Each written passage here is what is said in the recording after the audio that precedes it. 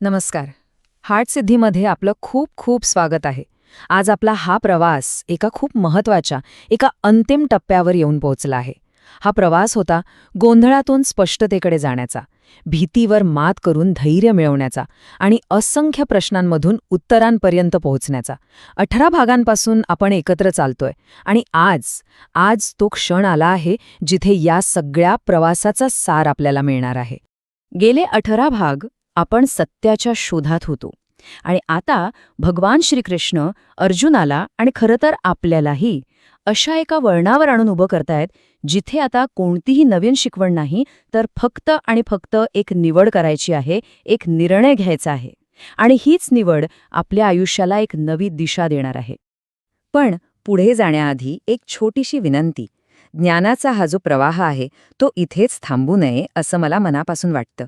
त्यासाठी मला तुमची साथ हवी आहे. प्लीज हार्ट सिद्धी चॅनलला सबस्क्राईब करा, म्हणजे आपण एकत्र मिळून अशा अनेक गोष्टी शिकत राहू आणि एकमेकांना पुढे जाण्यासाठी प्रेरणा देत राहू. जरा विचार करा, अर्जुनाने सगळं काही ऐकलं आहे. कर्तव्याबद्दल, भक्तीबद्दल, निसर्गाच्या नियमांबद्दल, श्रद्धेबद्दल, सगळं काही. आणि आता श्रीकृष्ण त्याला विचारतायत, हे सगळं ऐकून झाल्यावर अर्जुना, आता तू काय ठरवणार आहेस? तुझा निर्णय काय आहे? आणि खरं सांगू, हाच प्रश्न आज आपल्याला स्वतःला विचारायचा आहे. आणि इथेच गीतेचं खरं रहस्य दडलेलं आहे. बघा, ज्ञान मिळवणं, पुस्तकं वाचणं, गोष्टी ऐकणं हे खूप सोपं आहे. पण त्या ज्ञानाला कृतीत आणणं, तेच तर खरं आव्हान आहे.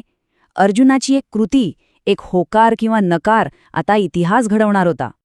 आता आपण अशा एका समस्येबद्दल बोलूया जी आपल्यापैकी प्रत्येकाने कधी ना कधी अनुभवली असेल. आपल्याला बरोबर माहीत असतं की काय करायला हवं, पण तरीही आपण ते करत नाही. ही जी ज्ञानाची आणि कृतीमधली दरी आहे ना, तीच आपल्या प्रगतीतला सगळ्यात मोठा अडथळा आहे. स्वतःला प्रामाणिकपणे विचारा, असं किती वेळा झालंय? आपण नवीन वर्षाचे संकल्प करतो, रोज व्यायाम करायचं ठरवतो, नात्यांमध्ये सुधारणा करण्याचं वचन देतो, पण काही दिवसांनी काय होतं? सगळं पुन्हा जसंचं तसं. अर्जुनाची अवस्था आज आपल्यासारखीच आहे. त्याला सगळं कळलंय, पण निर्णय घेता येत नाहीये. हे चक्र किती निराशाजनक आहे नाही का? आपल्याला समजतं, आपण मोटिवेट होतो आणि मग पुन्हा त्याच जुन्या वळणावर येतो. यातून बाहेर पडण्यासाठी फक्त ज्ञान पुरत नाही. त्यासाठी लागतो आपल्या अहंकाराचा त्याग, जबाबदारी स्वीकारण्याची तयारी आणि कृती करण्याचं धाडस. आणि खरं तर हीच पायरी चढायला आपल्याला सगळ्यात जास्त भीती वाटते. मग आता श्रीकृष्ण अर्जुनाला फक्त माहिती देत नाहीत, तर त्याला मुक्तीचा, स्वातंत्र्याचा मार्ग दाखवत आहेत. ते गीतेचं संपूर्ण सार, संपूर्ण ज्ञान एकत्र करून त्याच्यासमोर ठेवत आहेत, जेणेकरून त्याला योग्य निर्णय घेणं सोपं जाईल. श्रीकृष्ण अर्जुनाला 4 खूप महत्त्वाच्या गोष्टी पुन्हा आठवून देतात. 1. लोकांच्या दबावाखाली येऊ नको, तर तुझ्या आतून जो आवाज येतोय, तुझ्या धर्माप्रमाणे वाग. 2. तुझं काम प्रामाणिकपणे कर, पण फळाची चिंता करत बसू नकोस. 3. तुझ्या सवयींना ओळख, पण त्यांचा गुलाम बनू नकोस. आणि 4. लक्षात ठेव, तुझी श्रद्धाच तुझं भविष्य घडवते.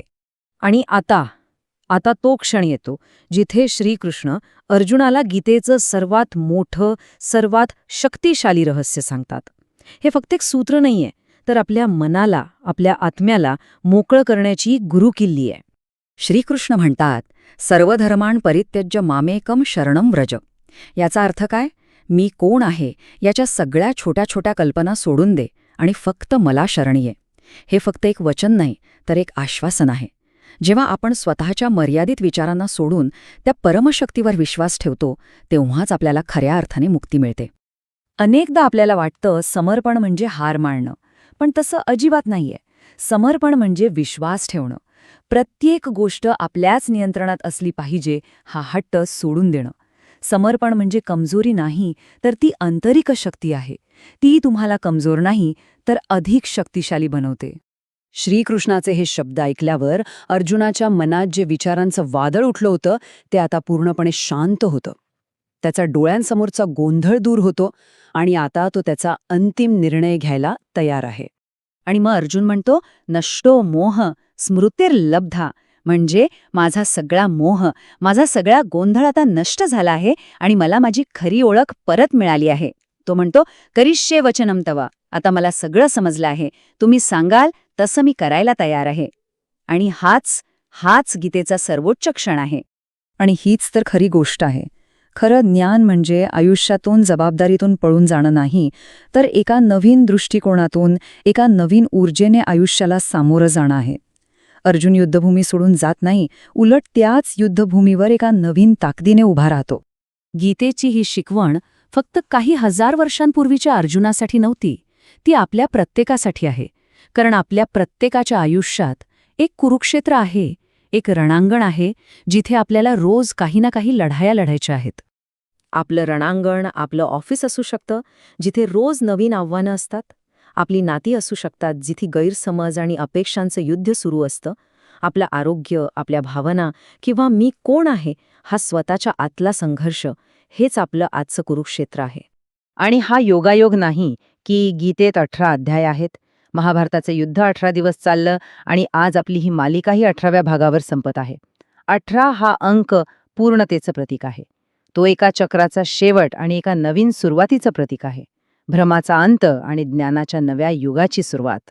तर आज या प्रवासाच्या शेवटी तुमच्यासोबत घेऊन जाण्यासाठी माझ्याकडे एक खूप शक्तिशाली मंत्र आहे.